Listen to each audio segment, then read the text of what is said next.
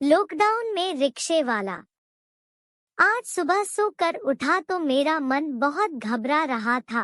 काका के बिना अकेले इस घर में बिल्कुल भी मन नहीं लग रहा था। रात में भी सामने चाय की दुकान के पास कुत्ता रो रहा था। लोग कहते हैं कि कुत्ता का रोना अपशकुन होता है। इस लॉकडाउन में सब कुछ तो ऐसी की तैसी हो रखी है। भगवान अब और कितने बुरे दिन दिखाएंगे पता नहीं। मैं मन ही मन बोला और बेमन से बिस्तर को छोड़कर सुबह की ताजी हवा के लिए झोपड़ी से बाहर कदम ही रखा था कि मुझे देखकर लोग मुंह पर रुमाल बांधकर इधर उधर खिसकने लगे। ऐसा लगा जैसे मैं कोई अछूत हूँ या प्रेत आत्मा। अजीब जिंदगी हो गई है। भाईचारा तो जैसे समाप्त ही हो गया है। कोई किसी के पास नहीं जाता।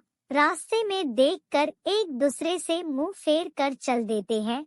घर से लोग बाग तो निकलना ही बंद कर दिया है। तभी मैंने देखा सोहन काका जो सामने फुटपाथ पर चाय की दुकान लगाते थे, अपनी दुकान की सारी चीजें हटा रहे थे।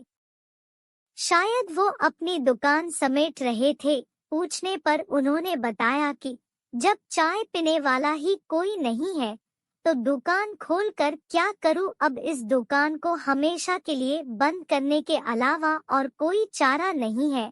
पर काका, आपकी रोजी रोटी कैसे चलेगी? मैंने पूछा। ऐसा लगा जैसे उनकी दुखती रग पर हाथ रख दी हो।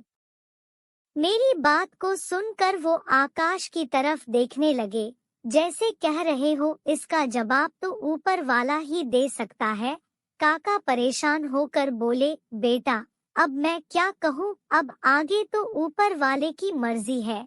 मुझे लगता है कि अगर मैं यहाँ यूं ही पड़ा रहा तो भूखे प्यासे ऐसे ही मर जाऊंगा। तो ऐसा क्यों ना करूं कि अपने गांव चला जाऊं। गांव में तो कम से कम 2 जून की रोटी मिल ही जाएगी। यहाँ की तरह भूखे तो मरना नहीं पड़ेगा। मैं उनकी बात को पूरी तरह समझ नहीं सका कि वो क्या कहना चाह रहे हैं। आता मैंने फिर पूछा, काका अब आगे की क्या सोच रहे हैं? इस पर काका बोले, बेटा मैं अपने गांव वापस जाने की सोच रहा हूँ। अगर भूख और इस बीमारी से मरना ही है तो अपने परिवार वालों के बीच क्यों ना मरूं। पर काका आप तो शायद कानपुर देहात के रहने वाले हैं और वह यहाँ से करीब 500 किलोमीटर दूर है। वहाँ जाएंगे कैसे? ट्रेन बंद है, बस बंद है और यातायात की सारी सुविधाएं बंद है। इस पर काका बोले, हाँ बेटा तुम्हारा कहना बिल्कुल सही है। गांव जाने के सभी साधन बंद है पर अपना पैर तो सही सलामत है। सुना है बहुत सारे मजदूर मुंबई और गुजरात से पैदल ही बिहार यूपी के लिए कुछ कर गए हैं। आता मैंने भी सोच लिया है कि मैं भी पैदल ही बीवी बच्चों को साथ लेकर कानपुर अपने गांव कूच कर जाऊंगा। उनकी बात सुनकर मैं सकते में आ गया। क्या ऐसा हो सकता है? बिरजू काका अपने परिवार को साथ लेकर बिना खाना पानी साथ लिए इतनी लंबी दूरी की यात्रा करने की हिम्मत कैसे कर ली? मरता क्या ना करता वाली कहावत सच ही है। मेरे मन में भी गांव लौट जाने का विचार आने लगा। मेरा भी गांव यहाँ से करीब 500 किलोमीटर दूर है। मैं भी पैदल जा सकता हूँ। मेरी उम्र तो बिरजू काका से कम ही है और मुझ में उनसे ज्यादा ताकत भी है।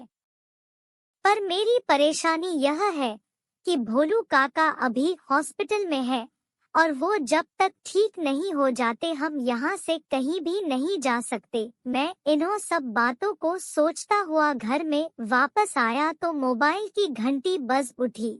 मोबाइल चार्जिंग में लगा हुआ था। मैं दौड़कर मोबाइल के पास गया और देखा तो यह मैसेज आने की घंटी थी। मैं मैसेज को खोलकर देखने लगा, शायद कोई अच्छी खबर हो। मैंने पढ़ा, आपके काका श्री मुंशी अब इस दुनिया में नहीं रहे। उनका परिवार का कोई सदस्य नहीं होने के कारण सरकारी व्यवस्था से उनका अंतिम संस्कार कर दिया गया है। आपको सूचित किया जाता है। मैं मैसेज पढ़कर भोकार मार के जोर जोर से रोने लगा। मेरी समझ में कुछ नहीं आ रहा था। एक ही सहारा बचे थे, मुंशी काका। उन्हें भी भगवान ने इस दुनिया से उठा लिया। मैं जोर जोर से रोता रहा, आंसू बहाता रहा। लेकिन ऐसे समय में भी कोई लोग बाग कोरोना के डर से मेरे पास नहीं आए। मेरा बदन कमजोरी से थर थर कांप रहा था। मैं रात में भी कुछ नहीं खाया था। मैं अपने आप को संभालने की कोशिश करने लगा। मुझे पता था अब यहाँ मेरी मदद करने वाला कोई नहीं है। मैं मिट्टी के घड़े से पानी निकाल कर पिया और चारपाई पर वहीं बैठ गया। मेरे दिमाग में तरह तरह के विचार आने लगे। हमें लगा ऐसी भी जिंदगी इंसान को नसीब होती है। जो मुंशी काका अपने बेटे को जिंदगी का बहुमूल्य समय दिया, वर्टिकल बार उसे पढ़ा लिखा कर इंसान बनाया, और आज उस बेटे के रहते हुए भी उनका क्रियाकर्म भी नहीं हो सका। अगर मुझे यह बीमारी हो गई तो मुझे भी हॉस्पिटल ले जाने वाला कोई नहीं है। मैं तो यहीं बैठा बैठा ही दम तोड़ दूंगा। इससे अच्छा है कि मैं भी बिरजू काका की तरह यहाँ से पलायन कर जाऊं। आज बहुत दिनों के बाद अपना घर, अपनी माँ और पत्नी सावित्री की याद आने लगी। पता नहीं वे लोग गांव में किस तरह होंगे। पहले तो सावित्री का पत्र आने से समाचार मिल जाता था, लेकिन पिछले 6 माह से चिट्ठी नहीं आ सकी है। डाक घर भी तो बंद है। तभी याद आया, अभी लंगर में खाना मिलने का समय हो गया है। मैं किसी तरह हिम्मत करके उठा, मुंह पर मास्क लगाया और मुंह को गमछे से छुपा कर चल दिया। खाना खाकर शरीर में कुछ ताकत महसूस हुई। मैं अपने मन को शांत करने की कोशिश करने लगा ताकि आगे के बारे में कुछ सोच सकूं। तभी लंगर चलाने वालों को कहते सुना कि कल से लंगर बंद हो रहा है। इसका मतलब अब भूखों मरने का समय आ चुका है। रात के करीब 10 बज रहे थे और मैं बिस्तर पर पड़ा सोने की कोशिश कर रहा था, लेकिन नींद तो मानो कोसों दूर थी। बस आंखें बंद किए लेटा हुआ था। तभी मुझे ऐसा महसूस हुआ जैसे मुंशी काका पास में अपने बिस्तर पर सो रहे हैं और बोल रहे हैं कि तुम लोगों ने मेरा अंतिम संस्कार क्यों नहीं किया। मैं अचानक बिस्तर में उठ बैठा। कमरे में पूरा अंधेरा था और मैं पसीने से तरबतर हो गया। मुझे इधर उधर कुछ भी अंधेरे में दिखाई नहीं पड़ रहा था और मुझे डर भी लग रहा था। मैं जोर जोर से हनुमान चालीसा पढ़ने लगा और बहुत हिम्मत जुटाकर पास में पड़े माचिस से लालटेन को जलाया। कमरे में रोशनी फैल गई। मैं पास में रखे मुंशी काका के बिस्तर की ओर देखा। वो उसी तरह लपेट कर रखे हुए थे। डर तो अभी भी लग रहा था। मैं घड़े से पानी निकाल कर पिया और वापस बिस्तर पर बैठ गया। इतनी रात को तो बाहर भी नहीं निकल सकता था। बस बैठे बैठे सुबह होने का इंतजार करता रहा। वर्टिकल बार कभी बीच में झपकी भी आ जाती थी तो मुंशी काका सामने आ जाते और डर कर मेरी आंखें फिर खुल जाती थी। एक एक पल जैसे एक युग समान बीत रहे थे। बहुत कष्टपूर्ण रात थी, किसी तरह गुजर गई। मैं सुबह में उठते ही सबसे पहले मुंशी काका की रिक्शा की खोज खबर ली।